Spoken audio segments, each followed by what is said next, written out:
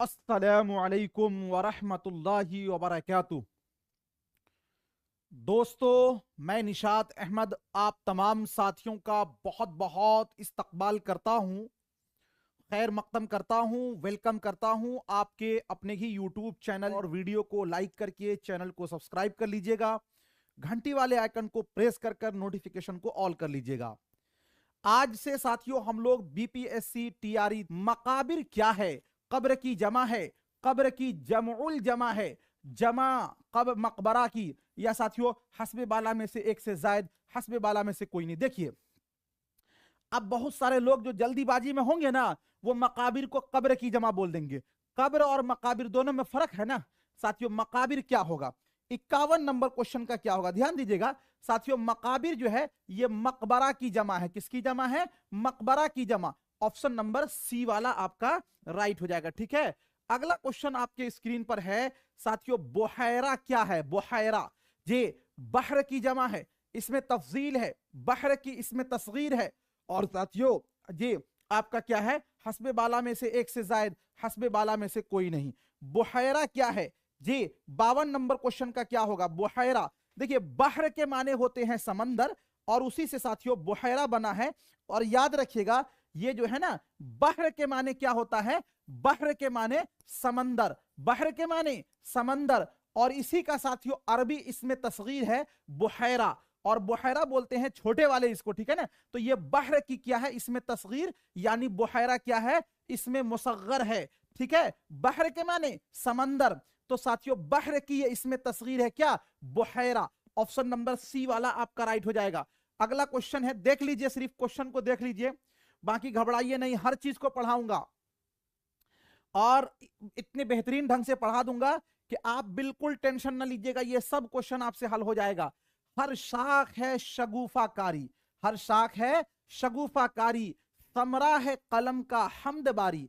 शेर का मौजू क्या है? शाख की तारीफ, हमद, नात, और साथियों हस्बे बाला में से एक से जायद, हस्बे बाला में से कोई नहीं। देखिए एक मसनवी है साथियों, मसनवी का नाम है गुलजार नसीम। क्या नाम है मसनवी का? गुलजार नसीम। इस मसनवी को लिखने वाले हैं दयाशंकर नसीम। कौन लिखने वाले हैं? दयाशंकर नसीम। इसी मसनवी का साथियों जो पहले का जो मिसरा है ना, वहीं से है। तो हर शाख है शगुफाकारी, समरा है कलम का हमद बारी। हमद बारी आ गया ना, तो ये क्या होगा आपका? हमद होगा। क्या होगा? हमद होगा। ऑप्शन नंबर बी वाला आपका राइट हो जाएगा। ठीक है, अगला क्वेश्चन है 54 नंबर में। करता है दो जबां से यक्सर जी, हमदे हक्को मिदहते पयंबर, हमदे हक्को मिदहते पयंबर। इस शेर में यक्सर के क्या माना है? एक सर, एक फर्द, पूरा का पूरा, और हस्बे बाला में से एक से जायद, हस्बे बाला में से कोई नहीं। करता है दो जबां से यक्सर, यक्सर का मतलब होता है हमेशा, लगातार। तो वो साथियों यहां पर कहां है? पूरा का पूरा, पूरा का पूरा है ना। करता है दो जबां से यक्सर, हमदे हक्को मिदहते पयंबर, तो ये क्या होगा? पूरा का पूरा, चूंकि हमेशा इसका माना हो गया यक्सर। ये ऑप्शन नंबर सी वाला आपका राइट हो जाएगा। अगला क्वेश्चन है आपके स्क्रीन पर।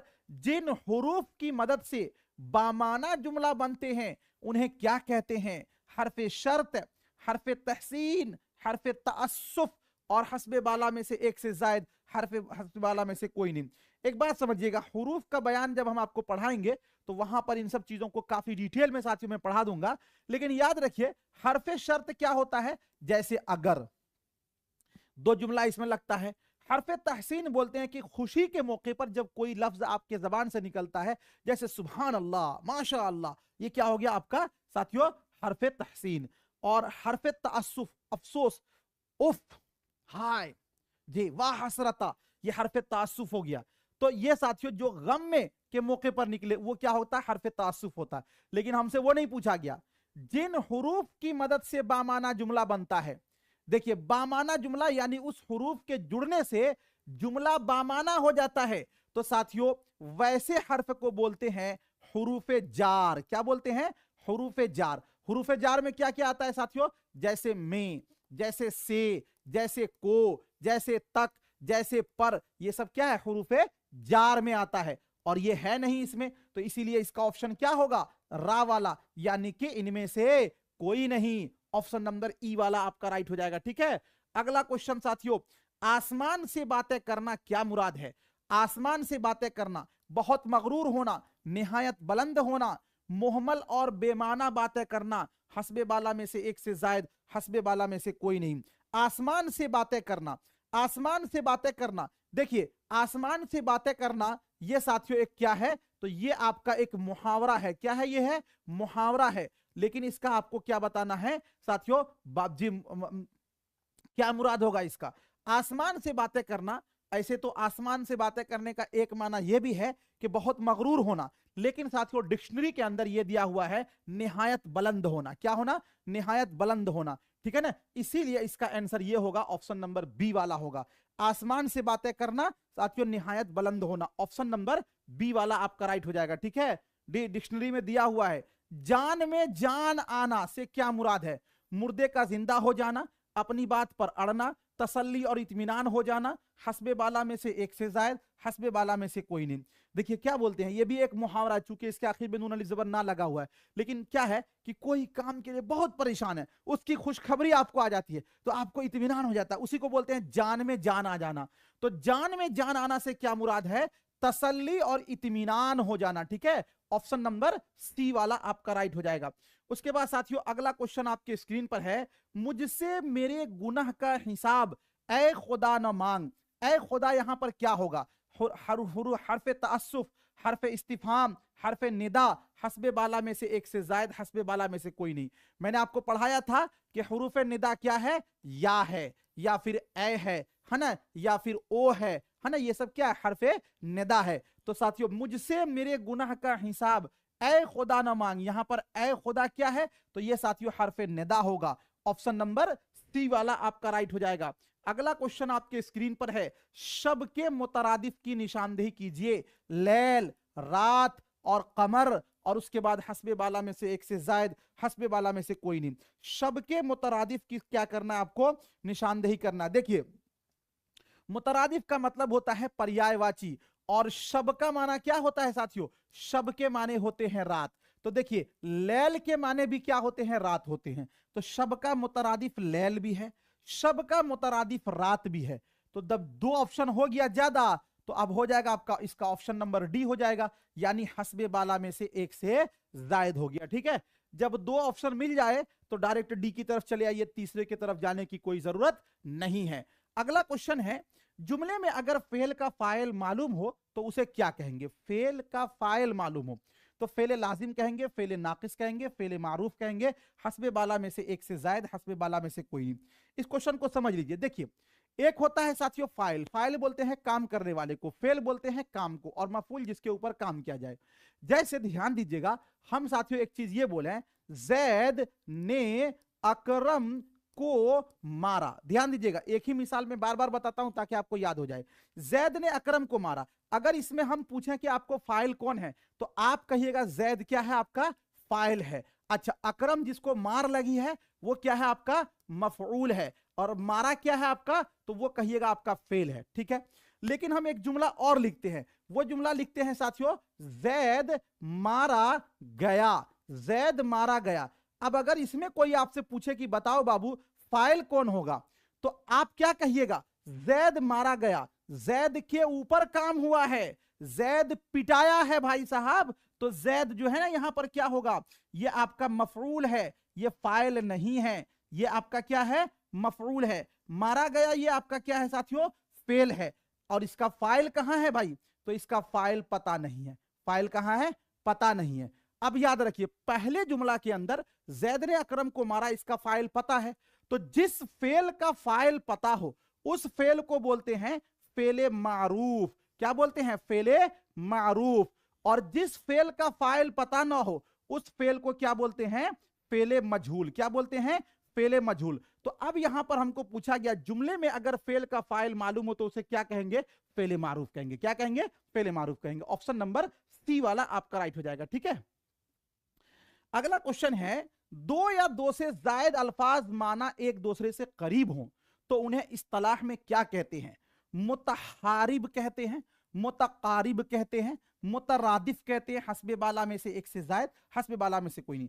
देखिए आप कह रहा है कि क्या दो या दो से ज्यादा अल्फाज है, उसका माना एक है। जैसे देखिए हम लिखते हैं रात, जैसे लिखते हैं साथियों शब, जैसे लिखते हैं लैल, तो इस सभी का माना क्या है, एक ही माना है, रात है। तो ये क्या होगा आपका मुतरादिफ होगा। क्या कहलाएगा, मुतरादिफ। ऑप्शन नंबर सी वाला आपका राइट हो जाएगा। ठीक है, एक बार प्लीज वीडियो को लाइक कर देंगे आप लोग। 62 नंबर क्वेश्चन है कि साथियों क्या कहा जा रहा है कि गजल के अशार मानन और सूरतन एक दूसरे से पैवस्त होते हैं। पैवस्त होना यानी एक दूसरे से मिले जुले होते हैं, उसे क्या कहते हैं? कताए बंद कहते हैं, कता कहते हैं, गजले मुसलसल कहते हैं, हस्बे बाला में से एक से जायद, हस्बे बाला में से कोई नहीं। देखिए मानन और सूरतन एक दूसरे से पैवस्त होते हैं। ऐसे गजल की खुसूसियत यह है साथियों कि उसका जो अशार होता है वो अलग होता है, जुदागाना होता। लेकिन ये जो साथियों अगर शेर एक दूसरे से पैवस्त हो यानी जुड़े हो तो उसको बोलते हैं गजले मुसलसल। ऑप्शन नंबर सी वाला आपका राइट हो जाएगा। अगला क्वेश्चन है मकूल का माना लफ्ज क्या होगा? मकूल का हम माना लफ्ज क्या होगा? मुसर्रत, उदास, फितरत, हस्बे बाला में से एक से जायद, हस्बे बाला में से कोई नहीं। मकूल का हम माना लफ्ज क्या होगा? देखिए मकूल के माने होते हैं साथियों चाक या फिर खर या फिर मिट्टी, ये माना होता है मकूल का। ठीक है ना जी। तो मकूल का हम माना लफ्ज क्या है? इसमें मुसर्रत दिया हुआ, उदास दिया हुआ, फितरत दिया हुआ, इनमें से कोई नहीं, तो आपका हो जाएगा ऑप्शन नंबर ई वाला आपका राइट हो जाएगा। देख लीजिए कैसा कैसा क्वेश्चन है। जिंदगी का मुतरादिफ क्या है? जीस्त होगा या किस्मत होगा, मौत होगा, हस्बे बाला में से एक से जायद, हस्बे बाला में से कोई नहीं। देखिए जिंदगी का मुतरादिफ पूछा गया है पर्यायवाची। मौत तो जिंदगी का उल्टा है साथियों।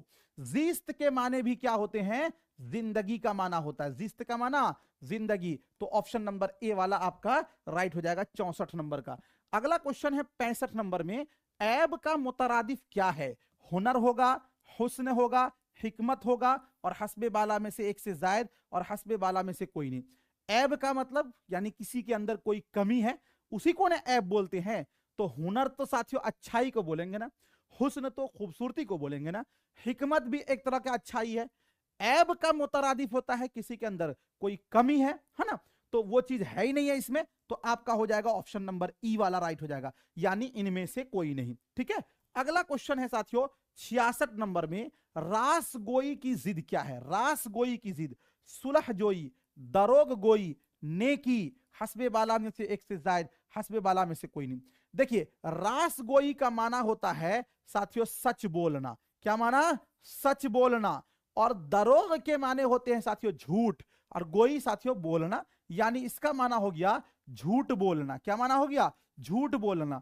तो रास गोई का उल्टा क्या हो जाएगा? दरोग गोई। ठीक है, ऑप्शन नंबर बी वाला आपका राइट हो जाएगा। अगला क्वेश्चन है 67 नंबर में, अहवाल क्या है? अहवाल जमा अहवल की है, लफ्ज मुफरद है, या फिर हाल की जमा है, या हस्बे बाला में से एक से जायद, हस्बे बाला में से कोई नहीं।